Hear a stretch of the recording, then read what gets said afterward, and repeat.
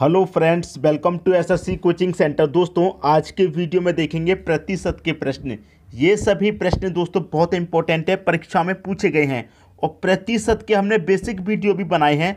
अगर आपने नहीं देखे तो चैनल की प्लेलिस्ट में जाइए, प्रतिशत का आपको प्लेलिस्ट मिलेगा, वहाँ से आप सभी वीडियो को देखेंगे तो प्रतिशत आपको बहुत अच्छे से समझ में आ जाएगा।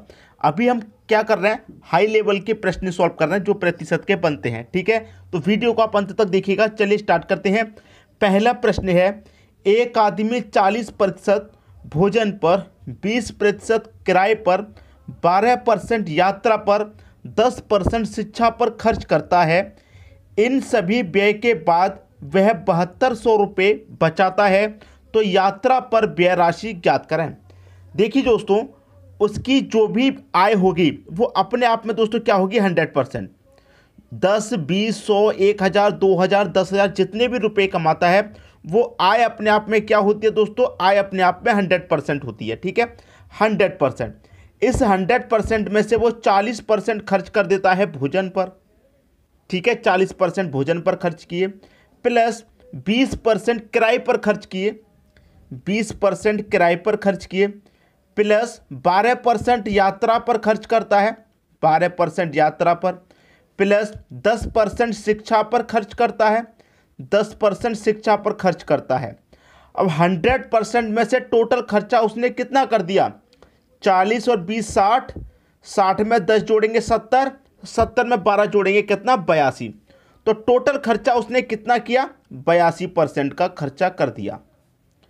आय उसकी कितनी है, 100%। 100% में से खर्चा उसने कर दिया कितना, 82%। तो 82 को हम घटा देंगे भाई, 100% में से 82% खर्चा कर दिया तो बचा कितना, 18% बचा।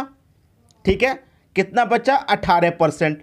अब प्रतिशत में कितने की बचत कर रहा है वो, 18% की, और रुपए में कितने की बचत कर रहा है, 7200 रुपये की बचत कर रहा है।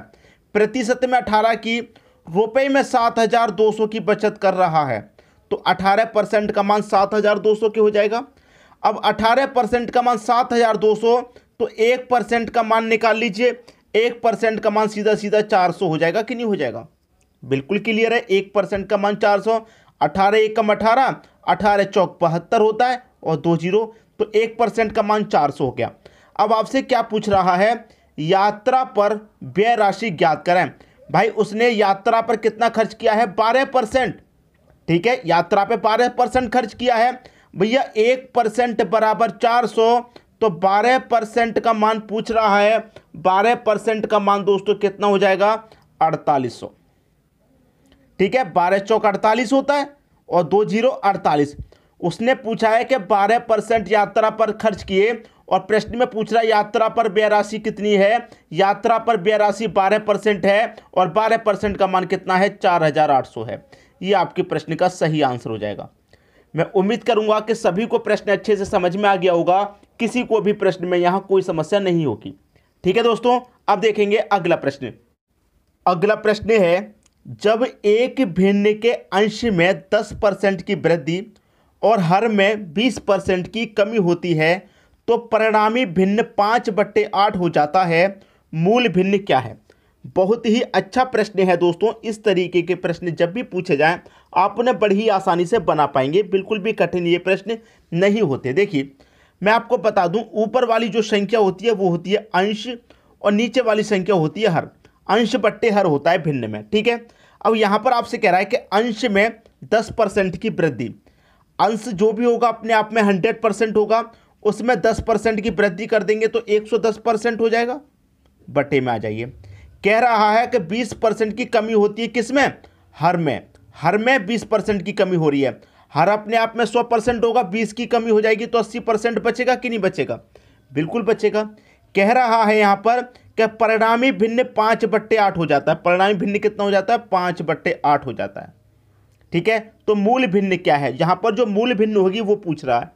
देखिए सीधा सीधा प्रतिशत से तो प्रतिशत पहले कट जाएगा, क्लियर है। प्रतिशत से आपने प्रतिशत यहाँ पर कटा दिया, क्लियर है। अब देखिए यहाँ पर जब हम इसको सॉल्व करेंगे तो सीधा सीधा सॉल्व हो जाएगा, कुछ भी नहीं है इस प्रश्न में। देखिए 8 से 80 कट जाएगा 10 बार में, क्लियर। 0 से मैं यहाँ ये 0 कटा दूंगा, क्लियर, 0 से 0 कटेगा। अब देखिए क्रॉस मल्टीप्लाई ऐसे होगा तो इधर क्या है 5 और बटे में आ जाएगा इधर 11, तो 5/11 आपके प्रश्न का सही आंसर हो जाएगा, 5/11। कैलकुलेशन एकदम सीधी सीधी है, कुछ भी नहीं करना। बराबर में संख्या नीचे नीचे कट जाती है, तो मैंने 8 से 80 10 बार में कटा दिया, ठीक है। 0 से मैंने यहाँ 0 कटा दिया। अब 11 बराबर 5 बचा, तो 5 के बटे में ये 11 आ जाएगा कि नहीं आ जाएगा, सीधा सीधा आ जाएगा। तो सभी को प्रश्न क्लियर होगा, किसी को कोई समस्या नहीं होगी। अब देखेंगे अगला प्रश्न। अगला प्रश्न है, जब एक आयत की लंबाई में 20% वृद्धि होती है और चौड़ाई में 10% की कमी होती है, तो उस आयत के क्षेत्रफल में प्रतिशत परिवर्तन ज्ञात करें। देखिए एक आयत की लंबाई, सबसे पहले मैं लंबाई लूंगा। लंबाई जो भी होगी अपने आप में सबसे पहले 100% होगी, ठीक है, 100%। लेकिन लंबाई में 20% की वृद्धि होती है, तो लंबाई पहले 100% थी, लेकिन जब 20% की वृद्धि हो जाएगी तो कितनी हो जाएगी लंबाई, 120%। क्लियर है। चौड़ाई, देखिए चौड़ाई की अब मैं बात करूं तो चौड़ाई सबसे पहले जो भी होगी अपने आप में 100% होगी, लेकिन 10% की कमी होती है। चौड़ाई में कितनी कमी हो रही है, 10% की, तो चौड़ाई में 10% की कमी हो रही है, तो चौड़ाई बाद में कितनी हो जाएगी, 90%। क्लियर। लंबाई शुरुआत में 100% होगी, चौड़ाई भी 100%। लंबाई में 20% की वृद्धि होगी तो 120 हो जाएगी, और चौड़ाई में 10 की कमी होगी तो चौड़ाई हो जाएगी 90%। कर लीजिए। प्रश्न में पूछ रहा है कि आयत के क्षेत्रफल में प्रतिशत परिवर्तन ज्ञात करें। तो आयत का क्षेत्रफल निकाल लीजिए दोस्तों। यहां पर लंबाई गुणे चौड़ाई होता है, ठीक है। तो सबसे पहले लंबाई गुणे चौड़ाई करेंगे हम, 100 का 100 से मल्टीप्लाई करेंगे, ये 10,000 हो जाएगा। क्लियर है।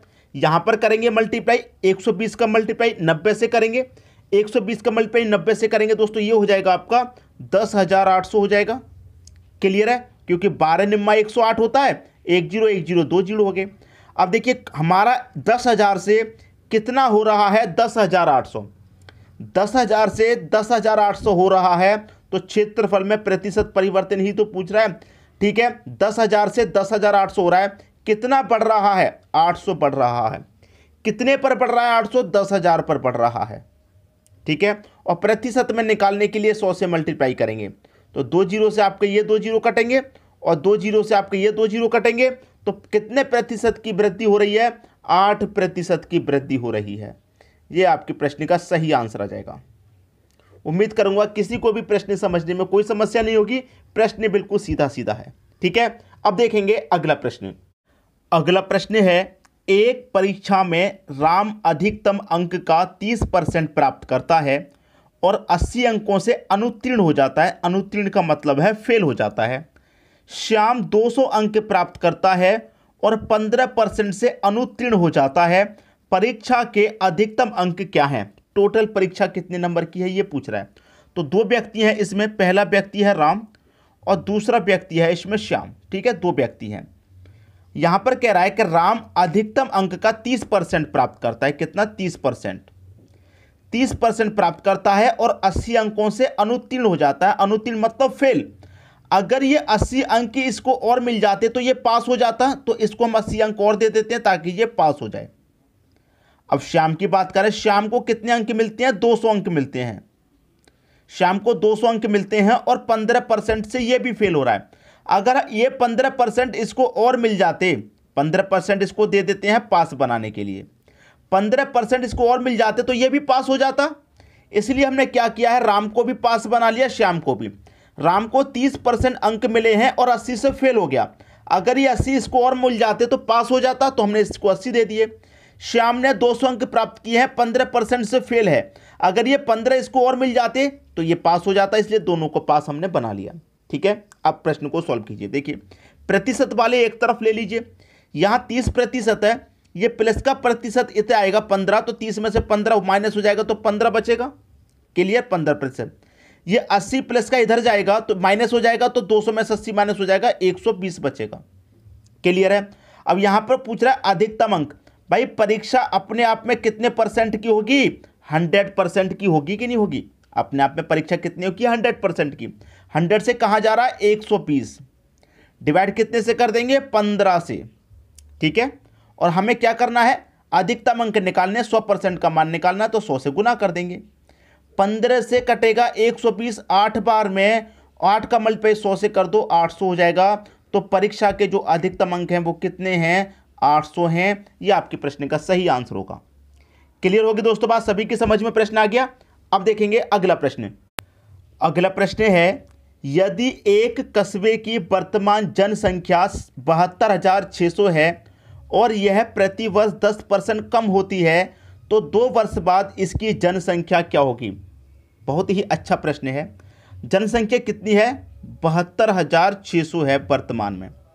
अब ये क्या हो रहा है दोस्तों, हर साल प्रति वर्ष 10% कम हो रही है। तो ये अपने आप में दोस्तों कितनी है, 100% है वर्तमान में, 10% कम होगी तो कितनी हो जाएगी, 90%। और परसेंट का मतलब क्या होता है आप जानते हैं, बटे में 100।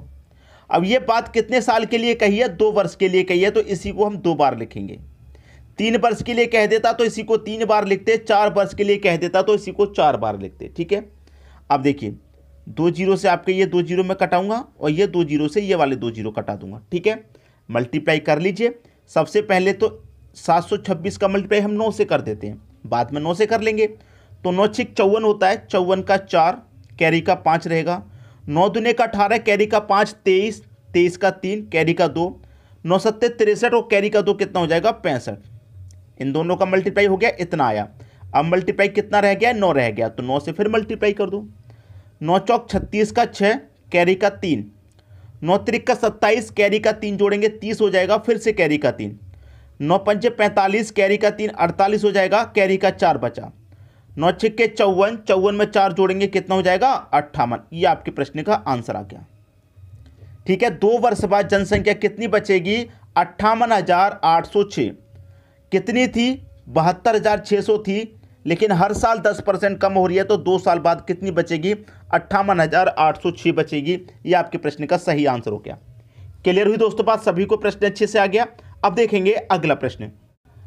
अगला प्रश्न है, चाय की कीमत में 10% की कमी होने पर 2700 रुपये में 3 किलो अधिक चाय खरीदी जा सकती है। चाय की घटी दर ज्ञात करें। बहुत बढ़िया प्रश्न है। देखिए, अगर चाहो तो आप इसे खुद से कर सकते हैं। प्रश्न मैं इसको होमवर्क के लिए देना चाह रहा हूं, लेकिन मुझे ऐसा लग रहा है कुछ बच्चों को इस प्रश्न को समझने में बहुत प्रॉब्लम होगी, इसलिए मैंने ये होमवर्क के लिए कैंसिल कर दिया। मैं इसे आपको बताऊंगा। ठीक है, देखिए 10% की जब कमी होती है तो 2700 रुपये में 3 किलो अधिक चाय मिलती है, 10% की कमी होने पर। तो इसका मतलब 10% का मान कितना हो जाएगा, 10% का मान हो जाएगा 3 किलो चाय, क्योंकि 10% की कमी होने पर 3 किलो चाय आपको अधिक मिल रही है। अब भैया 10% का मान 3 किलो है तो 100% का मान कितना हो जाएगा, सीधा सीधा 30 किलो हो जाएगा कि नहीं हो जाएगा। इतना क्लियर है, सीधा सीधा 100% का मान 30 किलो हो जाएगा। लेकिन अगर मैं यहां पर करूं कि जो 10% का काम है वो कितना है, 3 किलो है। 10% का काम 3 किलो है। अगर हम 10% की कमी करते हैं तो 3 किलो अधिक चाय मिलेगी। अगर मैं कहूं कि 10% की कमी नहीं करूं, 10% की कमी अगर मैं नहीं करता तो ये 3 किलो चाय हमें नहीं मिलती, 3 किलो कम मिलेगी। जैसे कि अगर आपको यहां 10% की कमी नहीं की जाए तो 3 किलो चाय कम मिलेगी। तो 100% का मान 30 किलो है। तो अगर हम यहां पर 10% की कमी नहीं करेंगे तो फिर 100% का मान दोस्तों कितना होगा, 3 किलो की जो बड़ी वृद्धि हो रही है वो घट के कितनी हो जाएगी, 27 किलो हो जाएगी।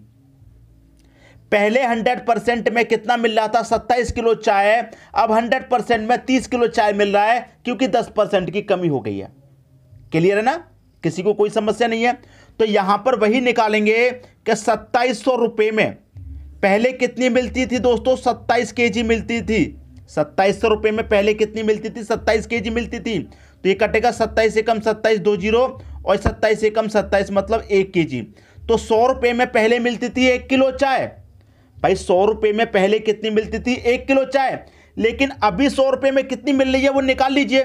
देखिए मैं यहीं पर निकाल दूंगा आपका। देखिए यहां पर मैंने निकाला कि 100% का मान अब कितना है, 30 किलो, और पहले कितना था 100% का मान 27 किलो।